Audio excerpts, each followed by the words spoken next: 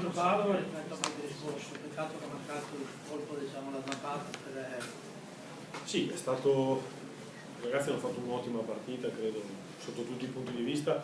Ci sarebbe piaciuto portarla a casa perché sarebbe stato un risultato prestigioso, però credo che alla fine il risultato di parità sia anche un risultato giusto. Il primo tempo forse abbiamo fatto qualcosina di meglio noi, dopo il primo quarto d'ora del secondo tempo è venuto fuori il Verona.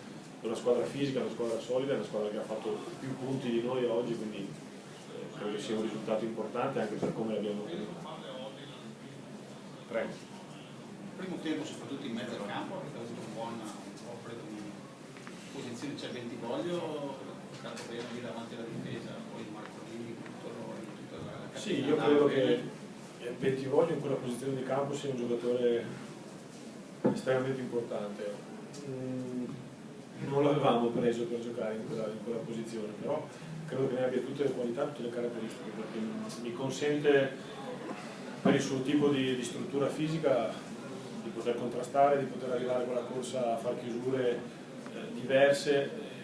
Posso permettermi anche qualcosina di diverso davanti, però in generale credo che in questo modo qua rimaniamo un po' più equilibrati, un po' più abbottonati, forse un po' meno belli perché è un sistema di gioco dove se non c'è un trequartista abile a saltare l'uomo diventa un po' un imbuto.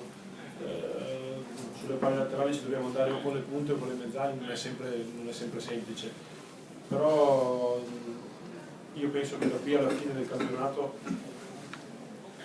oggi non ci siamo dimostrati squadra da pareggio in questi 7 mesi, nel senso che abbiamo vinto tanto, perso un po' troppo e fatto pochi pari. Io credo che ogni tanto qualche pari nel giorno di ritorno possa essere un risultato molto utile.